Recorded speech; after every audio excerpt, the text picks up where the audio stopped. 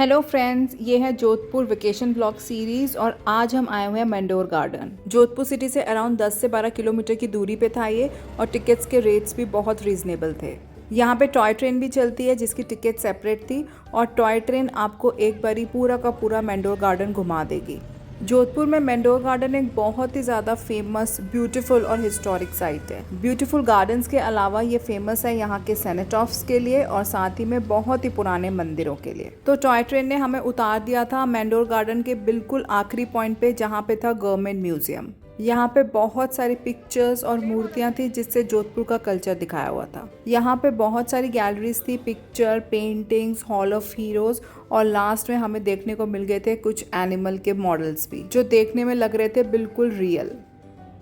यहाँ पे वापस से बारिश शुरू हो गई है, हल्की फुल्की है, तो हमने निकाल लिया छतरी।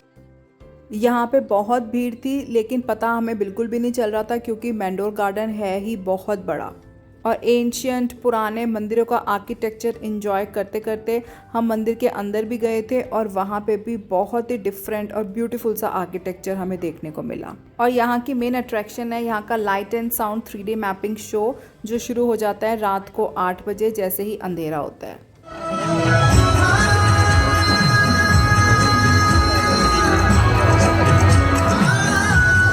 15वीं शताब्दी वो अहम समय था जब भविष्य को नया स्वरूप देने वाली शक्तियों का उदय हो रहा था। मध्य एशिया में बाबर का जन्म हुआ और राठौड़ कुल गौरव राव जोधा जी ने मेहरानगढ़ दुर्ग की नींव डालकर जोधपुर नगर की स्थापना की। जोधपुर के आकाश में राठौर राजवंश का तेजवान सूर्य दमका जिसका उदय मंडोर में हुआ था। मैं किला हूँ मंडोर का। मैं इतना प्राचीन हूँ कि मुझे किसने बनवाया, कब बनवाया, ये किसी को भी याद नहीं। अरावली की पहाड़ियों से घिरा मंडोर नगर मांडव्य ऋषि की तपोभूमि था। बाबा भैरवनाथ जी की पूजा की जाती है जिनके आशीर्वाद से वीर विजय हुए थे। लाइट एंड साउंड शो की झलकी आपको कैसी लगी कमेंट पे ज़रूर बताइएगा। फाइनली हम चले गए थे वापस अपने होटल, काफ़ी थक भी गए थे तो बस डिनर किया और नेक्स्ट डे हमें जाना था Umaid palace. Good morning friends from Jodhpur. आज हमारा प्लान है घूमने का उम्मैद पैलेस।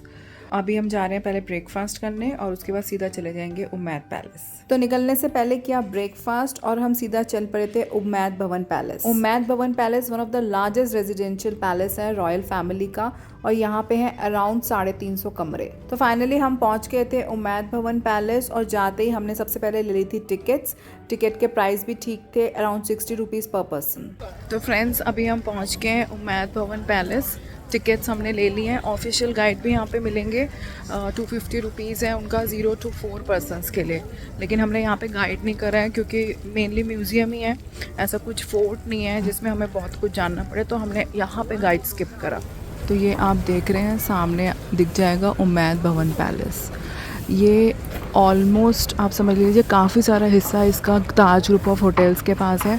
एक होटल ही है ये। कुछ हिस्से में जो लिविंग राजा हैं यहाँ के वो रहते हैं और बाकी का हिस्सा टूरिस्ट के लिए ओपन है जिसमें मेनली म्यूज़ियम है। म्यूज़ियम तो जाएंगे ही लेकिन यहाँ पे बहुत सारे लोग मेनली फ़ोटो सेशन के लिए आते हैं। देखिए मेनली यहाँ पे VIP वेडिंग्स होती हैं क्योंकि काफ़ी सारा part Taj group of hotels के पास है। और जो रीसेंट जहाँ तक मुझे याद है यहाँ पे शादी हुई थी वो थी प्रियंका चोपड़ा और निक जॉनस की। जो गेट के सामने वाला पार्ट है ये मेनली राजा का रेजिडेंस है। जो बिल्कुल ये गेट दिख रहा है ना आपको, इसके सामने वाला एरिया ये बंद है जहाँ पे राजा रहते हैं।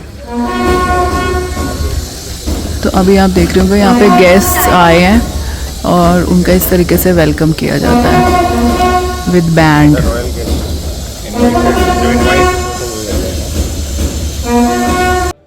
म्यूज़ियम 2 से 3 पार्ट्स में डिवाइडेड था और पहले पार्ट में हमें दिखाए हुए थे डिफरेंट कमरों के डिज़ाइंस और यहाँ की छत पे हमें देखने को मिल रही थी फ्रेस्को पेंटिंग। नेक्स्ट सेक्शन में हमें देखने को मिले थे बहुत सारे क्रिस्टल के बर्तन।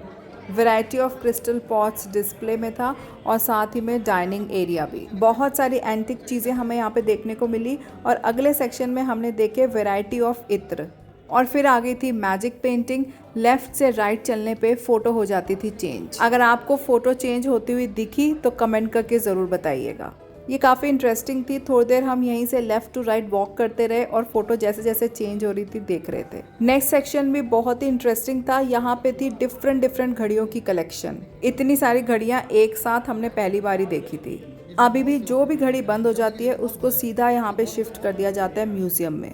बहुत ही अलग अलग शेप्स की यहाँ पे घड़ियाँ थी जो देखने में आ रहा था बहुत मज़ा। तो म्यूज़ियम का टूर तो हमारा हो गया था कंप्लीट, लेकिन अभी दो इम्पॉर्टेंट चीज़ें रह गई थी। एक था विंटेज कार म्यूज़ियम जो बिल्कुल एग्जिट पे था और दूसरी इम्पॉर्टेंट चीज़ थी फ़ोटो सेशन। म्यूज़ियम देखने के बाद यहाँ पे सारे टूरिस्ट इंक्लूडिंग हम लोग भी फ़ोटो सेशन नहीं करवा रहे थे। उम्मैद भवन पैलेस बना हुआ है गोल्डन येलो सैंडस्टोन से और फ़ोटो सेशन के लिए बहुत ही हॉट प्लेस है। मौसम भी हो गया था बहुत ही ज़्यादा बढ़िया, बारिश तो हो ही रही थी बीच बीच में।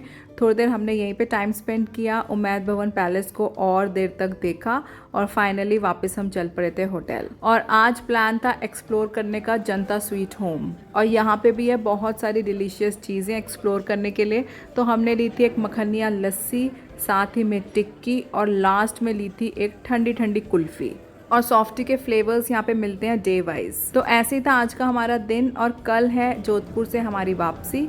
तो आज की वीडियो आपको कैसी लगी कमेंट करके ज़रूर बताइएगा। Thank you and good bye.